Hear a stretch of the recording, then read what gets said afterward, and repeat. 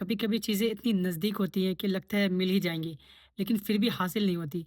कुछ ऐसा ही होता है जीएसटी में जब एक बिज़नेस कार परचेज़ करता है। जीएसटी का आरटीसी हमारे आईएमएस पोर्टल पर रिफ्लेक्ट भी होता है। अगर हमने एक्सेप्ट कर लिया तो वो हमारे टू बी में भी रिफ्लेक्ट होता है। बट हम आरटीसी क्लेम नहीं कर सकते।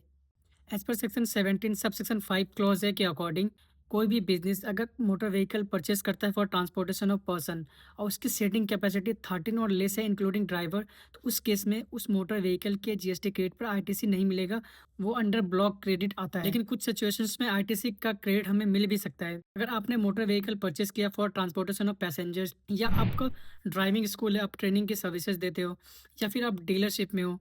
इन सिंपल वर्ड्स जीएसटी में आपका आईटीसी का क्रेडिट दिखता तो ज़रूर है, लेकिन लॉ डिसाइड करता है कि आपको आईटीसी का क्रेडिट मिलेगा या नहीं मिलेगा। आईटीसी का क्रेडिट मिलेगा या नहीं मिलेगा, इसे समझने के लिए सबसे पहले हमें देखना होता है सेक्शन 16।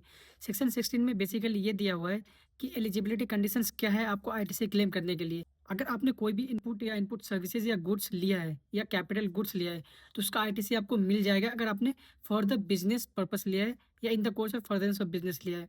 लेकिन अगर आपने फॉर बिज़नेस पर्पस भी लिया है, अगर वो 17 सबसेक्शन 5 में फ़ॉल करता है, तो उस केस में आईटीसी आपको नहीं मिलेगा।